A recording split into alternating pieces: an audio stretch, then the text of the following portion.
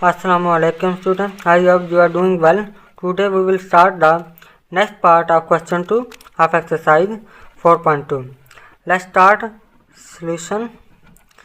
Similarly, in same cases, x plus 2, x minus 7, x minus 4, x minus 1 plus 17 ये हमारे पास question है। अब जहाँ पर मैंने बताया था कि जहाँ पर क्या कांस्टेंट है, तो कांस्टेंट है तो जो हमने जहाँ पर जो वैल्यू है इनको क्या करना है, प्लस माइनस करके इक्वल लाना है। अब 2 और -7 क्या हमारे पास आंसर आता है, -5 आंसर आता है। -4 और -1 भी इन दोनों को प्लस करें तो हमारे पास -5 आता है। तो इसका मतलब जो ऑलरेडी फैक्टर बने हुए हैं, अब इनको सेम इसी तरह कैरी कर लेते हैं।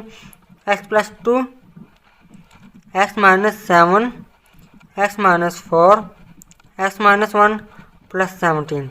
अब इन दोनों फैक्टर्स को मल्टीप्लाई करेंगे। x और x को मल्टीप्लाई करते हैं तो क्या आंसर आता है, x का स्क्वायर। x और 7 को मल्टीप्लाई करते हैं तो हमारे पास आंसर जो बनता है वो -7x है। 2 और x को मल्टीप्लाई करते हैं तो हमारे पास जो आंसर है वो 2x आ जाता है। और 2 और 14 को मल्टीप्लाई करते हैं तो हमारे पास आंसर क्या आता है, -14। Similarly, we will try to multiply the next two factors. x और x को मल्टीप्लाई करते हैं x स्क्वायर, x और -1 को मल्टीप्लाई करते हैं तो -x, -4 और x को मल्टीप्लाई करते हैं तो we will get -4x, -4 और -1 को मल्टीप्लाई करते हैं तो प्लस 17 हमारे पास आंसर आ जाता है।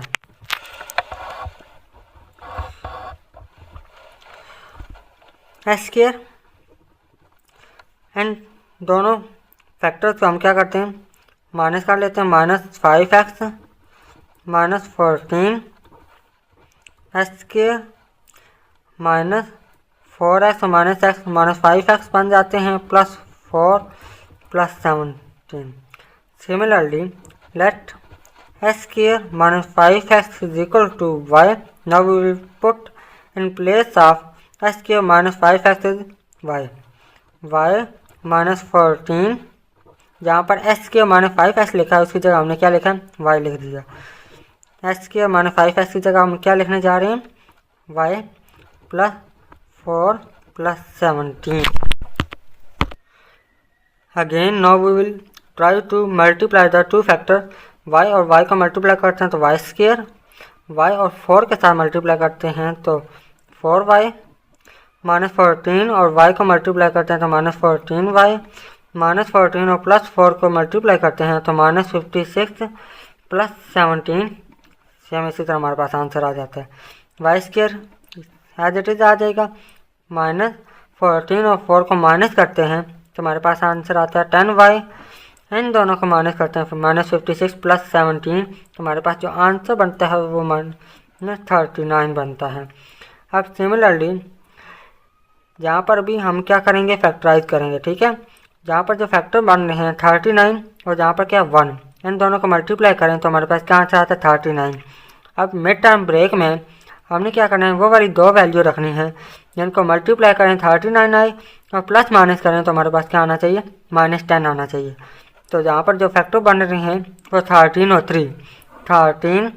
और 3 को मल्टीप्लाई करेंगे तो 39 आ जाता है, ठीक है। अब जहाँ पर माइनस है तो बड़ी वैल्यू के साथ हमने क्या लिखना है, माइनस का साइन लगाना है। -13y plus 3y -39। इन दोनों में कॉमन ले लेते हैं, y कॉमन आएगा, y -13 प्लस 3 कॉमन आ जाएगा, y इन दोनों को डिवाइड करते हैं तो we will get -13। In both factor y -13 is same so we will take common y -13 y plus 3 पीछे बच जाता है, ठीक है। अब y जो क्वेश्चन था उसमें क्या लिखा हुआ था, x लिखा हुआ था, तो आंसर हमारे पास किस में आ रहा है, y में आ रहा है, तो आंसर भी x में आना चाहिए। तो जो y के साथ लेट किया था x के -5x वो हम क्या कर देते हैं, y के साथ रिप्लेस कर देते हैं। -13